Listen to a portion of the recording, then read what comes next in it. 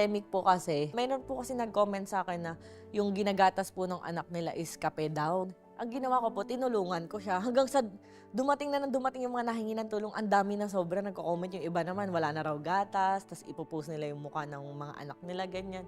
Eh di ako po, yung natitirang ipon ko nung pandemic, naubos lalo nang naubos kasi nga pinagtutulong ko. Hanggang sa nagulat po ako, sabi ko, 20,000 na lang yung pera ko, parang ganon. Yun po kasi yung pandemic, nagbahay-bahay pa ako noon.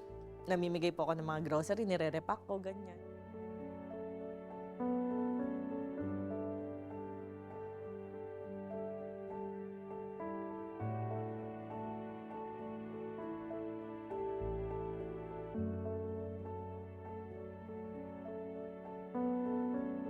Yun yung isa sa secret ng success mo nung pandemic.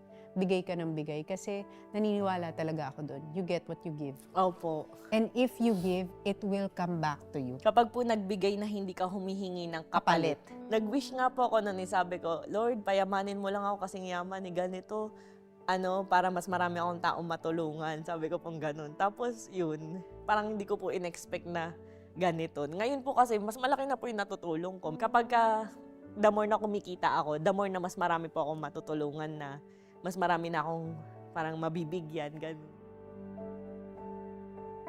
May chinismis sa akin si Alex. Ako, alam ka. Kumikita ka daw ng 5M a day. May No, ganon? yun po yung medyo mahina na ako nun. May Mahina time po yung na- 5M a day. Magkano yung pinakamalakas? Nung may time po na kasagsagan ng sobra-sobrang lakas po, pumapalo po minsan ng 13, ganun, 10 to 13. Opo. Pero kasama po din yung araw? puhunan. 13M? Ilan ang sports car mo na ngayon? Ngayon po, meron po kami Ferrari, Lambo, GTR, Porsche. Ano nga ba yung mga sasakyan? Di po kasi ako Hindi na familiar. niya alam. Nawala na siya sa Ano ba dami yun? ng sports car. Unang So pag ganun. binili mo yun, cash? Opo. Bali lahat po ng property po na binili po namin, mag-asawa, saka po mga sasakyan, cash po lahat. Wala po akong utang. Zero Walang utang. loan? Wala po. Yun Eh po di yung, naloloka sila pag binayaran mo, pak! Cash! yun po yung pinakang nakaka-proud po ako para sa sarili ko na Wala never. kang utang. Opo. Kung hindi ko kayang bilhin, hindi ko po bibilhin.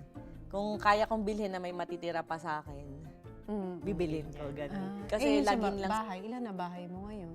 Siguro po yung total po is nasa 20 properties, ganun.